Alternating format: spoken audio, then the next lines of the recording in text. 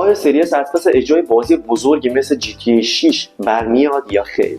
کنسول سری اس به درد چه گیمرهایی میخوره؟ سری اس بخرم یا PS4؟ کنسول سری اس در سال 2024 ارزش خرید داره یا نه؟ این کنسول تا پایان نسل نهم دوام میاره یا خیر؟ پس برای پاسخ دادن به تمامی سوالات تا آخر ویدیو با من همراه باشید. میخوام تجربه 3 ساله خودم از داشتن کنسول ایکس باکس سری اس بهتون بگم. هلو everybody، حسنلو هستم به چنل گیمینگ من خوش اومدین. امروز میخوام تجربه 3 ساله خودم از داشتن کنسول ایکس باکس سری اس در اختیارتون بذارم. کنسول نسل نهمی مایکروسافت که از سال 2020 منتشر شده و عرضم به حضورتون که باید ویدیو رو به 2 قسمت نکات مثبت و نکات منفی تقسیم بکنم که اول میخوام نکات مثبت دستگاه رو بگم و بعد در ادامه ویدیو به سراغ نکات منفی داستان بریم که حتما شما تا ادامه ویدیو با من همراه باشین، کانال رو سابسکرایب کنین، نظراتتون این پایین برای من بنویسین اگه ایکس باکس سری اس دارین یا اینکه میخواین بخرین و حتما این ویدیو رو لایک کنین و به من انرژی بدین. خب اول از همه بذارید به این سوال پاسخ بدم که ایکس باکس سری اس بخریم یا PS4 بخریم. خب این یک سوال خیلی رو مخیه واسه من، چون ایکس باکس سری اس کنسول نسل نهمیه و ایکس باکس و پلی استیشن 4 یک کنسول نسل 8 که تاریخ مصرفش تموم شده و دیگه گیم‌های جدید براش نمیاد و به جز یک گیم‌های خیلی محدودی مثل نسخه جدید فیفا و ای فوتبال و حالا یه سری گیم‌های محدود که هنوزم برای PS4 منتشر میشن. اما اگه گیمر حرفه‌ای هستین و می‌خواید گیم‌های بروز رو بازی کنین، حتما شما باید کنسول ایکس باکس سری اس رو بخرید، چون این کنسول نسل نهمیه و هنوز تا پایان نسل نهم ازش قرار پشتیبانی بشه. خب اولین ویژگی مثبت ایکس باکس سری اس قطعاً قیمت مناسب اون نسبت به کنسول‌های ایکس باکس سری ایکس و PS5. در حال حاضر که دارم این ویدیو رو براتون رکورد میکنم، این کنسول با قیمت حدوداً 18.5 و حافظه 512 گیگش حدوداً 18.5 میلیون تومان هست و هارد 1 ترابایتش که سیاه رنگ هم هست، کنسول ایکس باکس سری اس 1 ترابایت، اون قیمتش در میاد بین 22 تا 23 میلیون که به نظر من ارزش خرید نداره که حتما در یه ویدیوی دیگه بهش میپردازم. و ایکس باکس سری ایکس هم قیمت حدوداً 27 میلیون داره و PS5 هم از 24-5 میلیون شروع میشه تا 32 میلیون که مدل‌های مختلفی داره، از نسخه اورجینالش که یه مدل دیسک خور و بدون دیسک داره به صورت دیجیتالی و نسخه اسلیمش که چند وقتی میشه منتشر شده که اون هم نسخه دیسک خور و دیجیتالیش هستش. دومین ویژگی جذاب ایکس باکس سری اس و کلا کنسول‌های ایکس باکس بچه‌ها قطعاً سرویس گیم پس هست. شما میتونید با هزینه 1,200,000 تومان یک اشتراک 1 ساله گیم پس آلتیمیت رو تهیه کنید و دسترسی به بیش از 500 بازی داشته باشید. بازیایی که انصافاً بازی خوب توشون کم نیست و خیلی گیم‌های خوبی روی یک سرویس موجود هستش و حتی انحصاری‌های خود ایکس باکس هم در روز اول عرضه روی سرویس قرار میگیرن و به شدت ارزش خرید بالایی داره. اینو بهتون بگم که کنسول ایکس باکس سری اس در کنار گیم پس واقعا ارزش خرید داره، نه فقط سری اس و حتی سری ایکس. قطعا باید شما حتما اگه کنسول ایکس باکس دارین یه دونه سرویس گیم پس هم تهیه بکنید تا بتونین از نهایت ویژگی‌های این کنسول لذت ببرید. پس حتما کنسول ایکس باکس سری اس در سال 2024 ارزش خرید داره، چون که قرار کلی گیم‌های انحصاری خفن برای این کنسول بیاد که شما میتونید در روز اول عرضه بدون هیچ هزینه اضافی این گیم‌ها رو تجربه بکنید. بازی‌های مثل ایندیانا جونز و اوت و مایکروسافت فلایت سیمولیتور و همچنین مهمترین خبری که تو این ویدیو میخوام بهتون بدم، کال آف دیوتی بلک اپس 6 گلف وار قراره روی سرویس گیم پس به عنوان اولی کال آف دیوتی که میاد منتشر بشه. این بازی توی آبان ماه فکر کنم حدوداً منتشر میشه. پس حتما اگه قصد خرید کنسول ایکس باکس سری اس دارین و میخواین در کنارش سرویس گیم پس هم بخرید، میتونم خبر رو بهتون بدم که علاوه بر گیم های انحصاری خود کنسول ایکس باکس میتونه شما حتی گیم هایی مثل نسخه های جدید فیفا و حتی کال آف دیوتی و اینجور گیم ها رو روی سرویس گیم پس تجربه کنید. پس حتما در کنار خریدن کنسول ایکس باکس سری اس یا حالا سری ایکس یک سرویس اشتراکی گیم پس تهیه کنید. ویژگی بعدی که میخوام بهتون بگم در مورد ایکس باکس سری اس، حجم بسیار جمع و جور اونه. همونطور که مشاهده میکنید حجم کوچیکی داره نسبت به برادر بزرگترش ایکس باکس سری ایکس یا حتی PS5 با اون حجم و ابعاد سنگینی که داره. شما میتونید این کنسول رو به راحتی حمل بکنید، بندازیدش داخل یک کیف یا یک کوله و ببرید مسافرت خونه دوستاتون، با هم دیگه گیم بزنید، عشق کنید. و برای این کنسول نیازی نیست شما حتما یک مانیتور 4K داشته باشین، چون این کنسول تا رزولوشن نهایتاً 1440p و همون 2K پشتیبانی میکنه که شما اگه یه مانیتور فول اچ دی هم داشته باشید کاملا شما رو راضی میکنه و کارتون رو راه میندازه و نیاز به گیم های مانیتور 4K ندارین. اگه هزینه‌شو ندارید فعلا مانیتورهای 4K تهیه بکنید. و یک قابلیت ویژه دیگه هم بخوام بهتون بگم که کنسول های نسل نهمی ایکس باکس چه سری اس چه سری ایکس دارن، اینه که شما فرض کنید دارین مثلا فوتبال بازی میکنید و یهو از بازی خسته میشین، مثلا میخواین از فوتبال بیاین بیرون و برین وارد بازی فورزا بشین. دیگه اینجا نیاز نیست شما بازی فیفا رو ببندین و وارد بازی فورزا بشین، بازی لود بشه بیاد بالا. یه قابلیت ویژه‌ای که اینجا اضافه شده به کنسول نسل نهم، قابلیت کویک رزیوم هستش که شما میتونید به راحتی بین بازی‌ها سویچ بکنید، نه دو بازی و حتی بین 3 تا چند بازی میتونید سویچ بکنید. مثلا از فیفا بیایم بیرون و وارد بازی فورزا بشین و وقتی از فورزا خسته شدین وقتی برگردیم به بازی فیفا دقیقاً از همون جایی که از بازی خارج شده بودیم بازی لود میشه و میتونید ادامه بازیتون رو انجام بدید که خیلی خیلی دوستان قابلیت جذابیه. فکر کنید شما با یک کلیک در عرض 1 ثانیه یا نهایت 1.5 ثانیه وارد بازی میشین و میتونید ادامه بازی قبلیتون رو پیش برید. اینم نکته ویژه دیگه بود که لازم بود بهتون بگم. خب این از نکات مثبتی بود که کنسول ایکس باکس سری اس داره و که قطعا نکات کمی هم نبودن. و حالا میخوام بهتون نکات منفی کنسول رو بگم که چند موردی هستش که باید بهتون بگم و شما توی خریدتون میتونید تصمیم بگیرید که آیا کنسول ارزش خرید داره براتون یا نه. من نظر خودم رو در پایان ویدیو توی جمع‌بندی حتما بهتون میگم.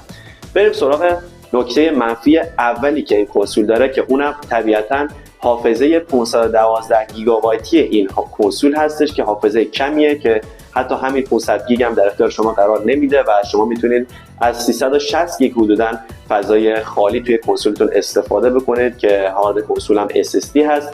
و عرضم به حضورتون نهایتاً شما بتونید یه بازی فورزا که خودش 135 گیگه یا مثلا یه ردد 2 اگه بخواید بریزید 110 گیگه یا اگه بخواید وارزون نصب کنید، اینا همه بازی‌های بالای 100 گیگ هستن. نهایتاً بتونید 5 6 تا گیم توش بریزید که حالا 2 تاش گیم سنگین باشه مثلا بالای 100 گیگ باشه یا 2 تا 3 تاش هم بازی متوسط باشه و یکی 2 تا هم بازی کم حجم بریزید برای خودتون. حدوداً بین 5 تا 7 تا بازی میتونید روی 360 گیگ برای خودتون نصب کنید. اما پیشنهاد من اینه که شما در کنار کنسول ایکس باکس سری اس که خریداری میکنین حتما نیاز بچه‌ها به یک هارد اکسترنال دارین. اوایلی که کنسول خریداری میکنین شاید مشکلی براتون نباشه و نیازتون رو برطرف بکنه، اما وقتی که رو به جلو میرید و حجم بازی‌ها حجیم‌تر میشه شما قطعا نیاز به هارد پیدا میکنید، چون دوست ندارین یه سری بازی رو حذف بکنید و بعداً بخواید شاید دوباره بازی کنید و اگه بخواید حذف کنید دوباره باید از اول بازی رو دانلود کنید. پس شما نیاز این وسط به هارد اکسترنال دارید که به عنوان آرشیو عمل کنه. چرا بچه‌ها میگم آرشیو؟ چون شما هارد اکسترنالی که تهیه میکنید، حالا 500 گیگ 1 ترابایتش فرق نداره، من اینجا خودم کدوم بود اینجاست، یه هارد 500 گیگ دارم بچه‌ها که به عنوان آرشیو ازش استفاده میکنم. عرضم به حضور شما که شما نمیتونید گیم‌های نسل نهم رو روی هارد اکسترنالتون اجرا بکنید. برای این کار شما حتما باید گیماتون رو روی حافظه SSD کنسول انتقال بدید تا بتونید بازی‌های نسل نهمی رو اجرا کنید. از این هارد شما فقط میتونید گیم‌های نسل 8 و قدیمی‌تر رو اجرا بکنید روی کنسولتون و این که میتونید از این هارد به عنوان آرشیو استفاده کنید. مثلا بازیایی که میخواین رو دانلود میکنید، شما 360 گیگ روی کنسول فضا دارید و 500 گیگ هم توی هارد اکسترنالتون که در مجموع چیز حدوداً 1 ترابایت میشه. بازی‌ها رو دانلود میکنید، هر موقع خواستین مثلا بر فرض مثال بازی هاگوارد لگاسی رو هارد اکسترنال دارین، فقط کافیه که این بازی رو از روی اکسترنال انتقال بدید به هارد SSD کنسولتون که بازی از روی کنسول ران بشه. تنها مشکلی که این وسط هست همینه، وگرنه شما میتونید با یه هارد 500 گیگ یا 1 ترابایت برای خودتون آرشیو تهیه کنید و از گیم ها لذت ببرید. اگر هم بخواید شما برین یک هارد اکسترنال SSD بخرید که بازی نسل نهمی هم بتونید از روی هارد اجرا کنید، اصلا این موضوع ارزش نداره، چون قیمت بسیار بالایی داره. حتی همون هارد اکسترنالی که خود مایکروسافت برای ایکس باکس سری اس تدارک دیده بود، اونم قیمتی بالای 10 میلیون داره و واقعا نمیارزه شما بخواید برید همچین کاری کنید. میتونید یه هارد 1 ترابایت 3-4 میلیونی تهیه کنید یا 512 گیگ در حد 2 تومن گیر بیارید بخرید و از آرشیو کردن گیماتون بتونید بازی متعددی رو تجربه کنید. دومین نکته منفی که دوستان بخوام بهتون بگم اینه که کنسول ایکس باکس سری اس یک کنسول تماما دیجیتاله و هیچ دیسکی نمیخوره و به نظر من این نکته منفی نیست، ولی خب لازم بود برای کسایی که نمیدونن اینو بگم که کنسول ایکس باکس سری اس کنسول تماما دیجیتاله. شما فقط میتونید بازی‌ها رو به صورت اکانتی خریداری کنه برای کنسولتون نصب بکنه، یا اینکه نهایتا دستگاه رو ببرید جایی براتون بازی رو به صورت آفلاین بریزن، که باز من اینو پیشنهاد نمیدم. همیشه سعی کنید خودتون بازی خودتون رو به صورت اکانتی خریداری بکنید و خیلی بچه‌ها این راه بهتره تا اینکه کنسولتون رو بسپارین دست کسایی که نمیشناسین و اونا براتون بازی نصب بکنن که هزینه‌های بیشتری هم باید طبیعتا پرداخت بکنید. این کنسول بچه‌ها دیسک نمیخوره و اگه مثلا شما بخواین دیسکای نو بخرید، خب کسی که طبیعتا میاد ایکس باکس سری اس میخره پولشو نداره که بخواد بابت هر بازی، اونم الان بازی جدیدی که میاد بالای 3 میلیون 200 تا 3 میلیون به بالا هزینه مثلا هزینه‌شون هستش. کسی که سری اس میخره طبیعتا میخواد کنسول اقتصادی داشته باشه و بتونه با کمترین هزینه گیم‌های نسل نهمی رو بازی کنه. پس طبیعتا اینکه دیسکای هر دیسکو بخواید 3 میلیون هزینه بکنین یه چیز غیر منطقیه و ایکس باکس سری اس هم به همین دلیل دیسک نمیخوره دوستان و میتونید بازی‌ها رو خریداری کنید به صورت اکانتی و ارزان‌تر. اما خب اگه برفرض از این دست گیمرایی هستین که دیسک بازی‌ها رو جمع‌آوری کنین برای خودتون کلکسیون داشته باشین، یا اینکه مثلا بازی‌های قدیمی‌تر که دیسکاشون قدیمی شده 1-2 سال ازشون گذشته، میتونین الان در برفرض بازی‌های PS4 PS5 اینا هستن یا ایکس باکس‌های سری ایکس که سی دی هاشون هست، بازی‌های قدیمی‌تر قیمت‌های پایینی دارن، معمولا زیر 1 میلیون هستن. باز اینجا شما از این آپشن محروم هستید و نمیتونید دیسکای قدیمی و ارزان‌تر هم تهیه کنید و بازی کنید و فقط مجبورید که دیجیتالی بازی کنید. سومین نکته منفی هم که بخوام در مورد کنسول‌های ایکس باکس کلا بگم، حالا چه سری اس چه سری ایکس، اینه که بچه‌ها کنسول‌های ایکس باکس چون از طرف آمریکا و مایکروسافت ما تحریم هستیم، این کنسول‌ها تحریم هستن دوستان و شما حتی برای وارد شدن به اکانت شخصی خودتون جهت بازی کردن نیاز اینه که به شما DNS وارد بکنید تا بتونید وارد اکانتتون بشین، به اکانتتون لاگین کنید. فکر کنید شما ساده ترین چیز هم حتی تحریم هستید. اما خب این مشکل چیزی نیست که بخواد خیلی اذیتتون بکنه، چون که شما میتونید با DNS های مختلف وارد اکانتتون بشین و راحت دیگه وقتی که وارد اکانت بشین میتونید بازی ها رو انجام بدین و توی بازی کردن مشکلی براتون پیش نمیاد. فقط توی دانلود کردن بچه بازی ها این تحریم بودنه و این DNS استفاده کردنه اذیت میکنه و معمولا سرعت پایینی داره دانلود کردن بازی ها و بچه واقعا پروسه عذاب‌آوریه. و اینکه شاید بعضی بازی‌های آنلاین بابت اینکه شما دارین با DNS وارد میشین یک کمی اذیت کننده باشه. مثلا الان به تازگی چند ماهی میشه که FC24 میخواین آنلاین بزنید فیفا بازی بکنید به سختی به سرور وصل میشه و اذیت کننده است. اما خب واقعا میتونید شما با DNS های مختلفی که حتما من یه ویدیو براش تهیه میکنم در مورد DNS ها و مشکلاتی که چجوری بتونین برطرفش رو کنین تا بتونین به راحتی آنلاین بازی کنین، بازیاتو دانلود بکنین، حتما یه ویدیو براشون تهیه میکنم. پس حتما کانال رو ساب داشته باشین و دنبال بکنین که این ویدیو رو از دست ندین. و در آخر بخوام به آخرین ویژگی منفی که بهتون بگم، ایکس باکس سری اس نسبت به سری ایکس، خب همونطور که میدونید ایکس باکس سری ایکس سخت افزار قوی تری داره، گیم‌ها رو بهتر اجرا میکنه و با گرافیک بالاتری اجرا میکنه. یک سری ویژگی‌های گرافیکی بچه‌ها و ری تریسینگ ها توی بعضی بازی‌ها هستش که برفرض روی ایکس باکس سری اس شما اون ویژگی‌های گرافیکی خاص رو ندارین و عرضم به حضورتون ری تریسینگ هم حتی ندارین. رو عکس 90% بازی‌ها ری تریسینگ ندارین شما روی ایکس باکس سری اس، که اونم بچه‌ها طبیعیه دیگه، هر چی به قول معروف شما پول بیشتری بدین آش بیشتری بخورید. کسی که گرافیک بیشتری بخواد، کسی که بخواد با بالاترین تنظیمات گرافیکی بازی کنه، طبیعتا با پول بیشتری بده و میتونه بره ایکس باکس سری ایکس تهیه بکنه. ولی خب شمایی که اومده ایکس باکس سری اس تهیه کردی طبیعتا دنبال این نیستی که بخوای بالاترین، چرا من خودم به شخص دوست دارم بالاترین تنظیمات گرافیکی تجربه کنم. خیلی اوضاع خیته خیلی اوضاع خیلی. خب چون قیمت مناسب تری داشته ایکس باکس سری S، رفتم ایکس باکس سری S تهیه کردم. بعد عرضم به حضورتون که کارتون رو راه میندازه بچه‌ها، اینجوری نیست که بگین کنسول قوی ضعیفیه و از پس بازی‌ها بر نمیاد. بچه‌ها کنسول قوی هستش به نظر من. با تمام این نکات مثبت و منفی که الان بهتون گفتم، بخوام نظر قطعی خودم و شخصی خودم بهتون بگم که آیا این کنسول در سال 2024 ارزش خرید داره یا نه، میتونم اینو بهتون بگم که بله بچه‌ها، هنوز همین کنسول ارزش خرید داره. میتونید با خیال راحت تهیه‌اش بکنین اگه پولشو دارین. اگه پول بیشتری دارین که به نظر من برین سری X بخرین، یا حتی اگه باز طرفدار پلی استیشن هستین میتونین برین پلی استیشن 5 تهیه بکنین. اما اگه خب پول کمتری دارین، بودجهتون در نهایت همین 18 تا 19 تومنه، میتونید ایکس باکس سری S رو تهیه بکنید، در کنارش هم یه هارد اکسترنال بگیرید و یه سرویس گیم پس 1 ساله و برین لذتش رو ببرید. میتونید کلی بازی انجام بدید، کلی بازی دانلود بکنین، بازی انحصاریش رو روز اول عرضه بازی کنید و چی از این بهتر بچه‌ها.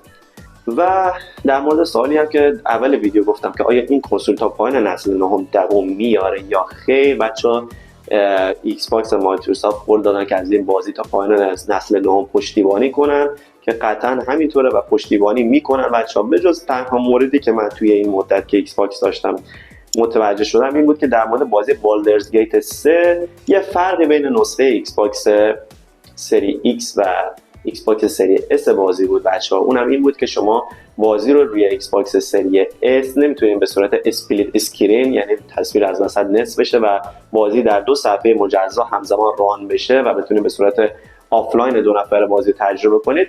در این تنها موردی بود که مایکروسافت به قول خودش عمل نکرد، فیل اسپنسر روی قولش نموند و یه فرقی بین بازی ها روی ایکس باکس سری S و X بودش که تنها موردی بود که پیش اومده بود و بهتون گفتم. وگرنه این کنسول تا نسل نهم، پایان نسل نهم و قطعا حتی بعد از نسل نهم هم بازی سری گیم‌ها براش میاد و پشتیبانی میشه. پس حتما با خیال راحت میتونید برید در سال 2024 این کنسول رو خریداری کنید.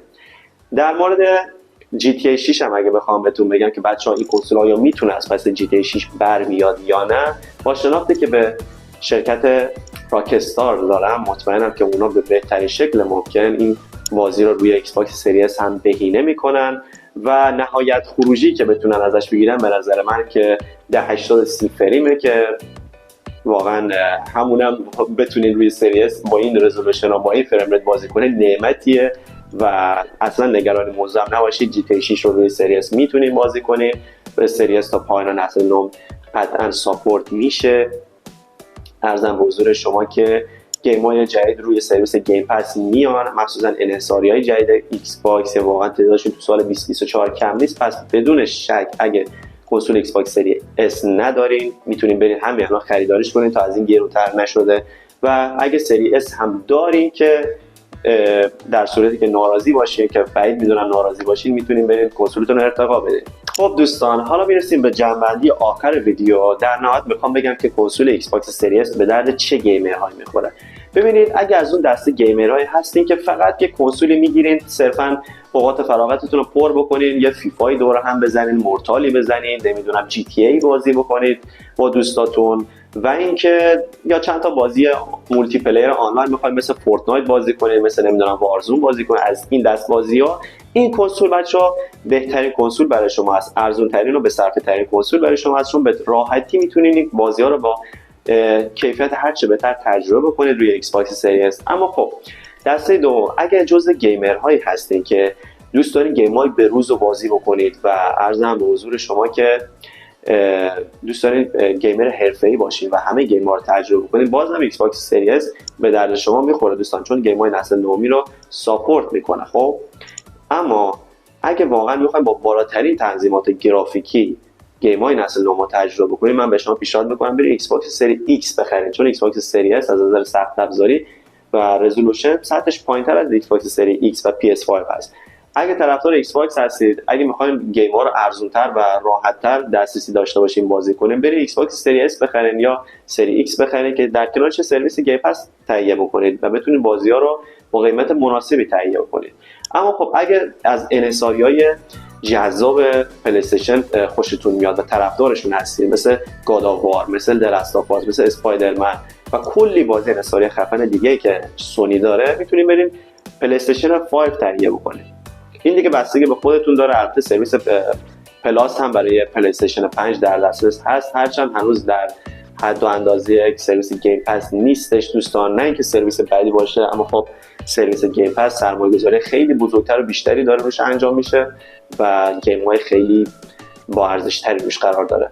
خب دوستان این بود از ویدیو امروز ما. نظرات شخصی خودم و تجربه شخصی خودم رو از کنسول ایکس باکس سری اس باهاتون در میون گذاشتم. شما میتونید با دیدن این ویدیو خودتون تصمیم بگیرید که آیا این کنسول دوست داشتنی به درد شما میخوره یا نه. من بعد از 3 سال تجربه داشتن ایکس باکس سری اس کاملا ازش راضی بودم دوستان و پیشنهاد میکنم 100% اگه کنسول ارزونی میخواین، اگه میخواین راحت بازی کنید، اگه میخواین بازی انحصاری در روز اول عرض بازی تجربه بکنید، 100% برید سراغ ایکس باکس سری اس. و اینکه حتما بچه‌ها کانال رو سابسکرایب کنید. قطعا ویدیوهای بیشتری براتون دارم. نظراتتون رو برام کامنت کنید، تجربیاتتون رو با هم دیگه در میون بذارید توی بخش کامنت ها که بقیه دوستان ببینن. اگه ویدیو براتون مفید بود این ویدیو رو لایک کنید، ممنون میشم لایک کنید و برای دوستانتون ارسال کنید که بتونن نفرات بیشتری این ویدیو رو ببینن و توی خریدشون تصمیم بهتری بگیرن. خیلی ممنون که ویدیو رو دنبال کردین. تا یه ویدیو دیگه پیس اوت.